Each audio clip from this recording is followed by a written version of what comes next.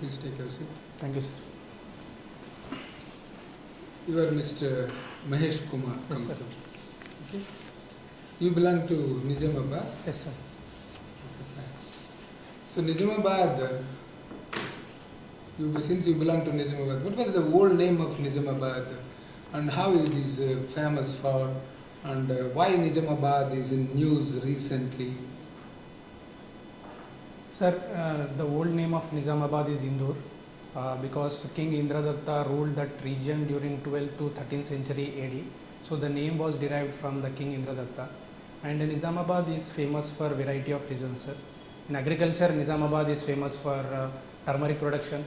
And I hail from Bodhan. Nizamabad used to have one of the historic sugar factory, unfortunately, which has been closed down.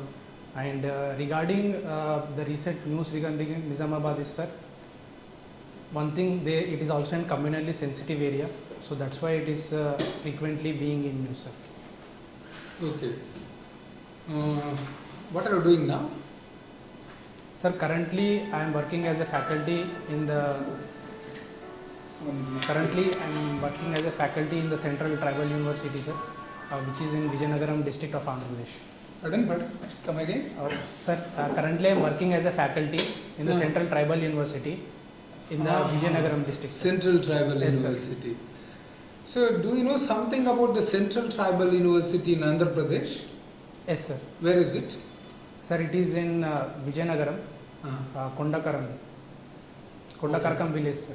Okay. Temporarily, we are operating from the old Andhra University PG campus. So soon we will be shifted to the permanent campus, sir. Why you have opted for the civil services? Is it a choice? Is it an option? Is it a situation? Is it a goal? Sir, civil services is a platform for me. When I was during my post-graduation days, I have been to the field visits in terms of evaluating the effectiveness of Panchayat Raj programs, which I have done in Madhya Pradesh. So there I have seen the kind of impact that the government schemes can have on the people's life. So then I thought that this is one of the best avenues for me to work and realize my potential, sir. Okay.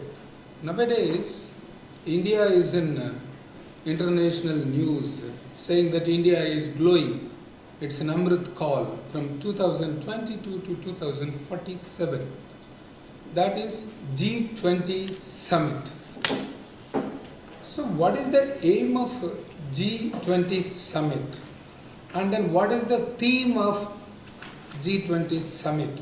What are the achievements of the G20 and what is the maximum criticism about G20, even though it caters to 85% of the global economy, 66% of the global population and 75% of the world trade, 80% of the gross world product.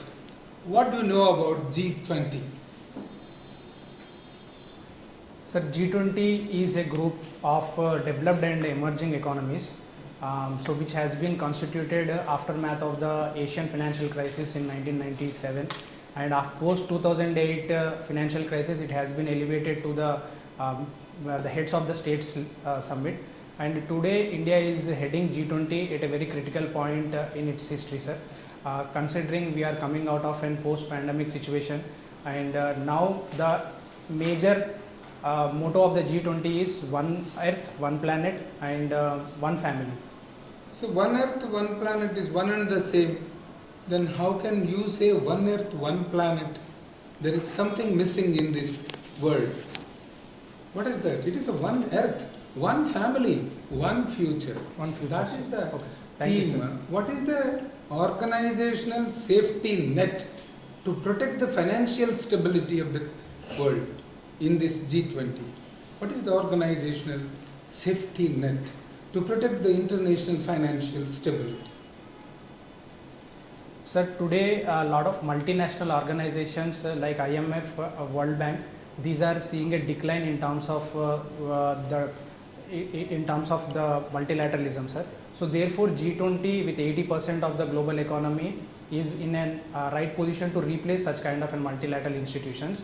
The finance track which you have been mentioning is the Finance Ministerial Summit, so which oversees the part of the finances in the G20, sir. Can you throw some light on this reduction of green gas emissions in the G20? What was the achievement made by the G20 summit earlier on this reduction of green gas emissions? Sir, G20 along with the other international organizations such as the COP, where the promises were made by the developed nations in terms of controlling their greenhouse gas emissions. So G20 has been specifically watching for reduction of emissions by the developed country, recognizing their historic role in terms of the greenhouse gas emissions, as well as provisions relating to the funding of the finances from the developed nations to the developing nations, sir. Yeah. Last one on G20 is, there are some subsidiaries emitted from the G20, that's B20, C20, T20, U20, W20 and Y20. What are they? Sir, today G20 has not just constrained itself in terms of the finances, sir. G20, especially during India's presidency, they have widened the framework and the ambit in which G20 can engage. For example, W20 is Women 20 organization, and Y20 is the Youth 20 organization, B20 is the Business 20 organization, T20 is the think tanks which are collaborating on a wider range of these things, sir. Okay. Good. Mahesh, your option is PSR. Yes, ma'am. Can you explain the concept of false consciousness?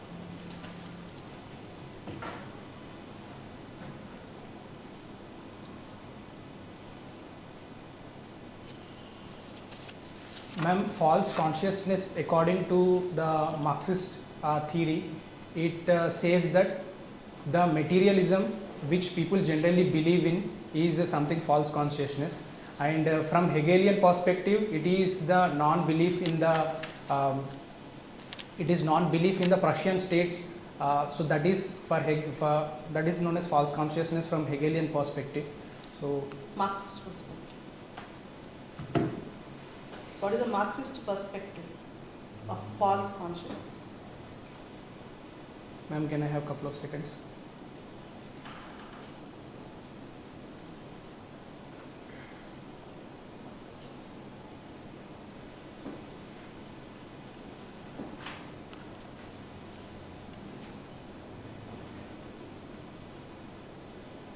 Ma'am, Marx criticizes capitalism, basically saying that capitalism promotes materialism, and which is not the end of the society.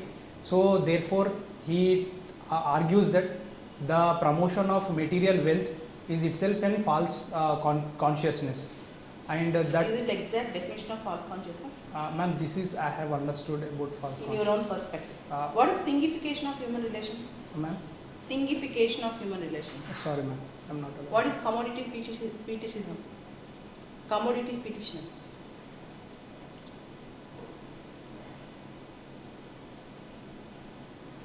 Reification. What is reification? Sorry ma'am, I'm not aware. Okay. Have you gone through Hannah Arendt? Yes ma'am. What is civic republicanism?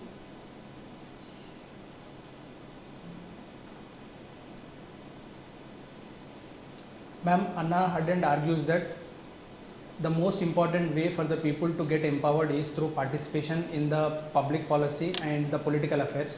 So therefore, she gives the concept of the civic republicanism, where people are generally interested in the economic affairs rather than political affairs.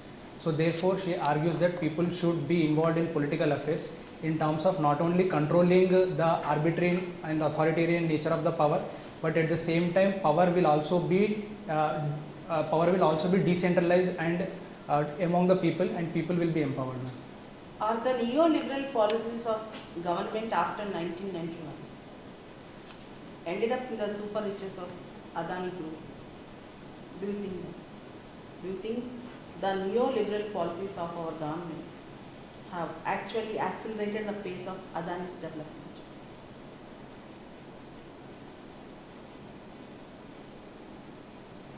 Ma'am, the LPG reforms certainly have unleashed the animal spirits in the economy, and in a free market capitalism where the individual has an initiative to build up the wealth. Answer to my question, is there any benefit for Adani with our neoliberal tendencies? Ma'am, large conglomerates can take the benefit of the free market enterprises, ma'am.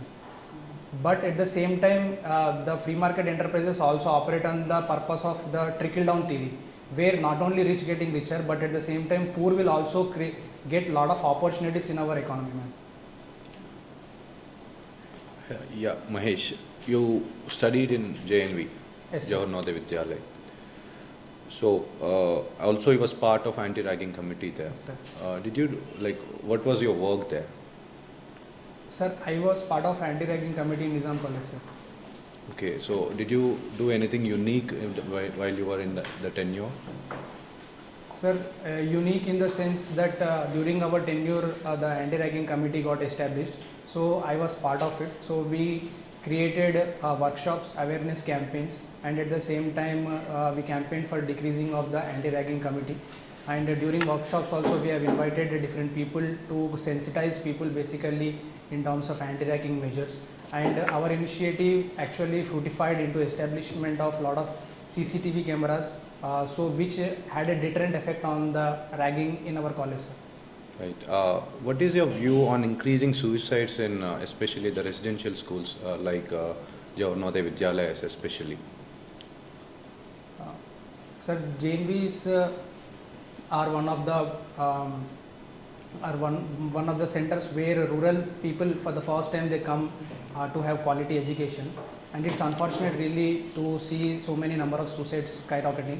First thing I could see is that because of the family, because of people leave family at such an younger age, so they might have been gone through lot of mental stress. So for which there is a need to have dedicated counseling centers in the JNVs, sir, in order to reduce the number of suicides and mental illnesses, sir. Okay. Is there any new thing, like are you aware of something what is happening to tackle in that institution, especially the JNVs entirely? Sir, as a whole I am not aware. As far as my school is concerned, there has been renewed focus in terms of appointing dedicated counseling centers and dedicated psychiatrists. So periodical inspection is being taken care of, sir. Right. So you are native of Telangana and you are working right now in Andhra Pradesh. Yes, sir. What is that difference you have noticed after 2014, especially after the bifurcation in the two states? Sir, in terms of the self-determination which the Telangana people have fought for in terms of getting the separate state, so that has been fulfilled, sir, especially on the parameters of Neelu, Nidulu, Niyamakalu, funds, employment and water. So Telangana has definitely become a self-sustaining, sir. And in terms of finances, sir, Telangana now is the surplus state, which has a surplus revenue budget. And in Andhra Pradesh, there is a revenue budget, revenue deficit of almost 17,000 crore rupees, sir. And in terms of the industrial development also, Telangana was successful in terms of attracting more number of investments, especially in its niche areas like IT, pharma. And Andhra Pradesh, considering it also have got its own advantages in terms of the coastal corridors, in terms of the industrial belt. So it is also trying to attract the number of investments there, sir. So this is the difference that I noticed. Right, right. Are you aware of China Plus One strategy? Yes, sir. What is that? Sir, may I take a moment? Right.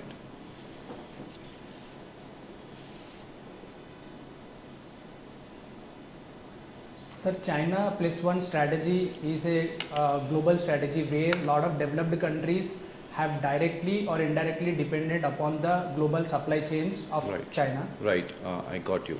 So, does India really, is able to make advantage of that particular strategy, or are we losing out to Southeast Asian nations?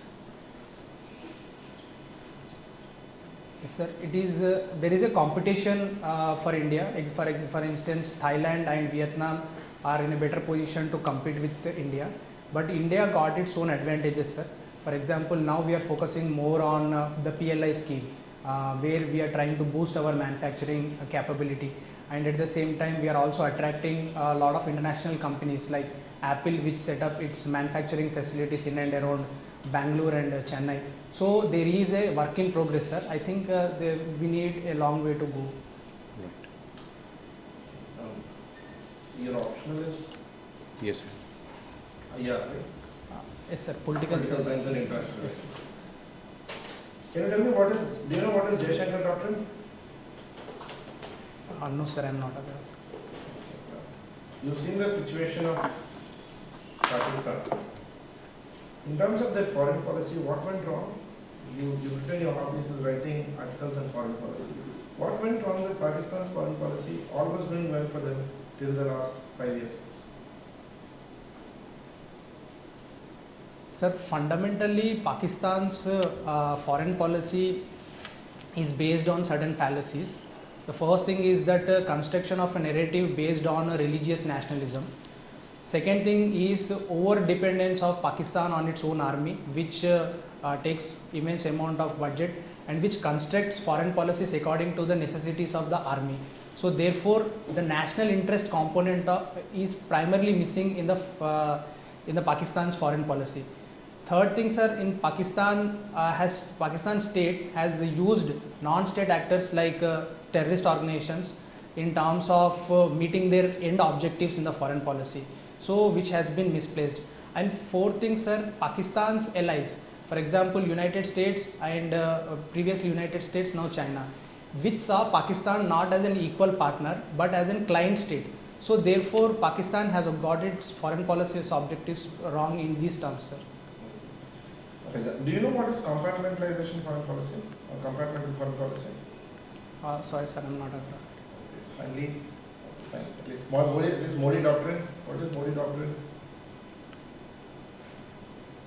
Sir, as far as my knowledge, Modi doctrine is first is to shape India's objectives in the international arena as a leading power, and second thing is to maintain a more assertive foreign policy. For instance, previously our foreign policy used to be more reactive. Now our foreign policy is more proactive. That's simplified. Is Modi doctrine regional, sub-regional, geopolitical, or global?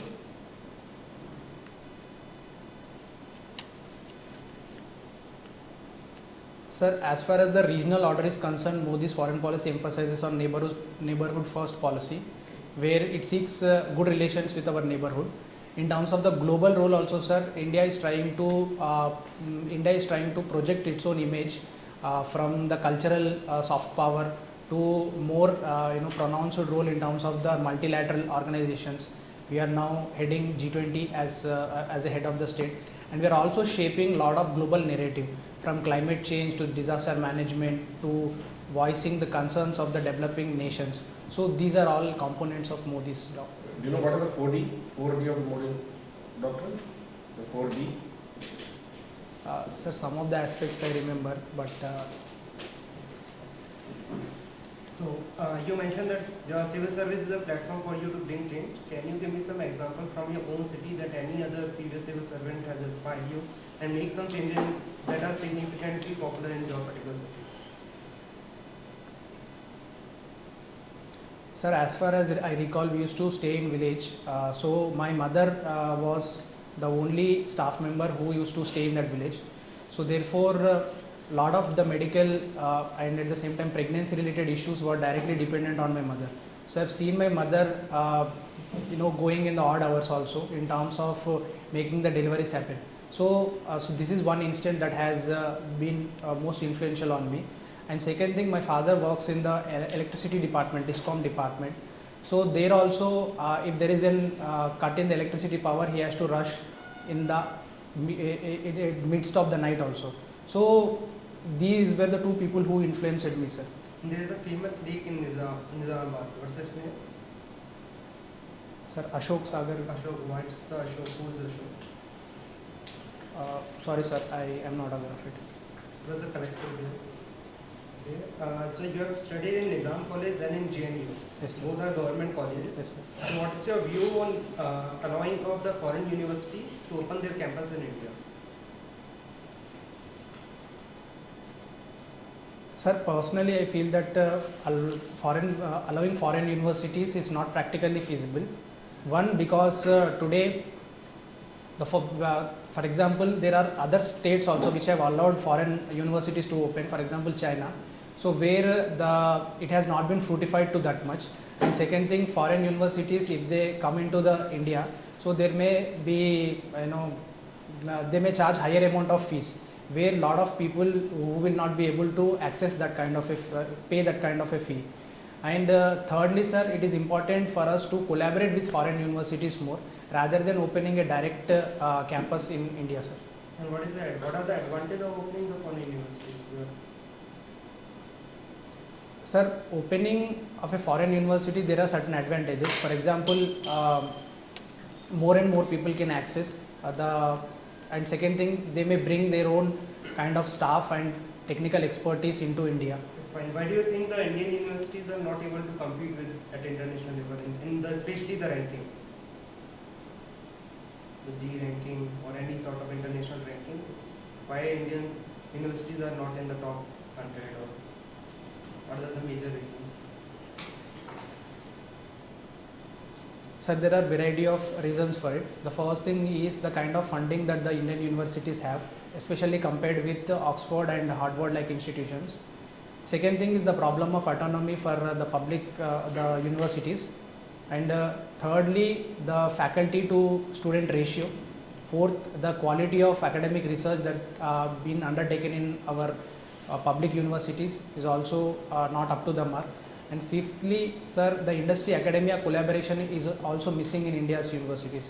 Give me some recent example where the government has worked upon the academia and industry relationship that can be increased. Do you have some examples? Sir, specific interventions I am not aware of, but for example, in startup where the incubation culture is being mooted, for example, in IIT Delhi and in the Hyderabad Central University also, there are certain initiatives where industry academia collaboration is encouraged, sir. As you were the part of anti-ragging committee, do you think in the grasp of anti-ragging rules, we put a complete ban on the interaction between the freshman year and the senior year? Do you think any disadvantage of that particular thing? Sir, I think there are better avenues and platforms through which a senior can interact with a junior rather than only through the ragging. Because ragging... I'm not saying that one should ragging. I'm saying the many colleges put the complete ban in the interaction between the freshman year and the senior year. Do you think that is feasible or is a fine thing to do? No, sir. I think seniors need to interact with the juniors in terms of mentoring So them. what were the platforms that you were allowing as part of anti-ragging committee for interaction? Sir, first thing is the sports. Sports is one of the very good ways in terms of building a camaraderie and team spirit. So between juniors and seniors, we used to conduct that. And the second thing is mentorship program, where a junior is being associated with a senior in terms of mentoring, in terms of counseling. So these are some of the ways that we can think of, sir. And what is Vipassana and how is it different from other forms of meditation? Sir, Vipassana is insight into one's own self, to understand one's own emotional strength, and at the same time to understand how one responds to the external stimuli. And Vipassana being different from other kind of meditations is that a lot of meditations are focused on the concentration abilities, whereas Vipassana where it is focused on one's own internal reflections.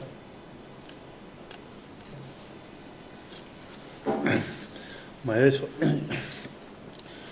in fact of our 75 years of independence, and again government is taking up so many developmental and welfare activities. But in spite of that, the gap between poor and rich is day by day increasing. So what do you think is it the failure of government, and what is going to happen, what will be the impact in future if it continues to increase? The gap is day by day increase, as you know. In the recent past we are seeing there are so many, because in rural areas, I think poor people, they are not able to buy a single piece of land, even half acre they cannot purchase because of Raitu Kulis and all these people. Whereas all big people, they are going and purchasing lands. So this gap, if it increases, so what will be the future? What impact it will have on our society in future? So how to correct this? It is indeed true, sir. There is a very famous political and philosopher, Aristotle, who said that the cause of revolution is inequality. So therefore inequality may divide a nation. So therefore it is important to reduce the inequality in terms of wealth creation, and for that, first thing is we need to work on the poverty alleviation programs where more and more people come out of the poverty. Second thing is to create more equality of opportunity. In terms of providing healthcare, education, by equipping the bottom strata of society, by skilling them, and by providing basic amenities, so that they can also come into the mainstream and compete at the highest level possible, sir. Therefore, we can have a more social mobility within the societies. Have you heard of aspirational districts program? Yes, sir. So what is it about? Sir, aspirational districts are the top, the bottom 100 or 120, I don't exactly remember the number. So some 122. Yeah. 120 districts where the central government is specifically focusing on these districts in terms of different interventions from health, education to malnutrition, drinking water, sanitation, housing, in terms of improving these parameters and bringing them in the mainstream development, sir.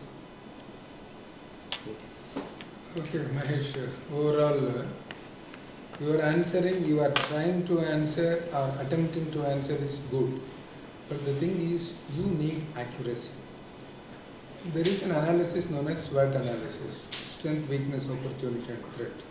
In this, 2 are positive, 2 are negatives. You have to convert all these 2 negatives also into positives and make it as a SOAR, strength, opportunities, aspiration and result. So, your answer shall be positive. That's the major observation. You are talking about something about ADP. The main point you have missed in that. You are talking about the sanitation, education, nutrition. But what about the financial inclusion and financial empowerment? That needs to be developed. What is the definition of the backwardness? So that is that you are crucially you are missing some points. And the next important observation is the answer shall be 1 inch width and 20 inches depth. You are answering in a superficial manner, not in depth. Try to improve it. IR part. Because your option is IR, political science IR. Your preference is first IFS. Deshankar doctrine, Modi doctrine is what you told you only told China +1. On the Indian side is Modi. Modi is also exactly same. Making our neighbors part of our supply chain. First try to serve, then the first try to reject. These core doctrines you need to. These Deshankar doctrine is what he told. Europe's problems is not world's problems. Europe's problems is Europe's problem. World problems are different. Where he brought decolonization into foreign policy. That is Deshankar doctrine. Focus, go through those doctrines. 4D, get the textbook. Diplomacy, diaspora, development and democracy. Those 4D. I guess overall the way you were answering was fine. You were not complaining that much. You were taking time and you were just required. That was really nice. And also regarding when some government is taking a stand, like the one university is going to open, that's going to happen. And you should study what are the major factors on which the government is now taking the action. Now you should not oppose it when the action that thing has already been taken. If it was in the question, that is something different. But now it is going to implement. You should not give the negative answer in that particular time, because you already have the positive one. That's why I was saying. And also you should be more aware about your own city, Nizamabad, Ashok Sagar. It's a famous place there, and it was, I guess, it was cleaned by some collected there by his own private funding.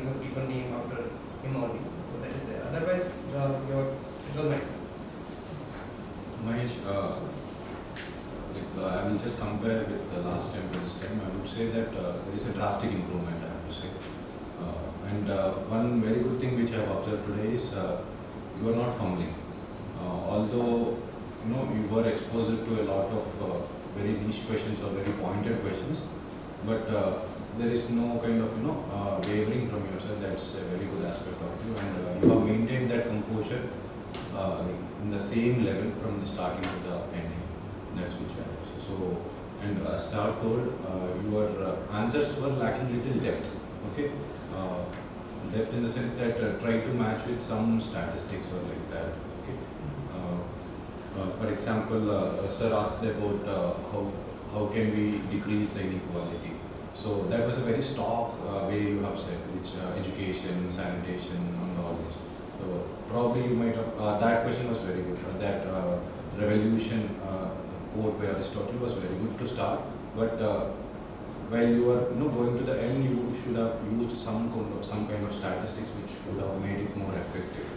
Other than that, I felt very good this time compared to the last time.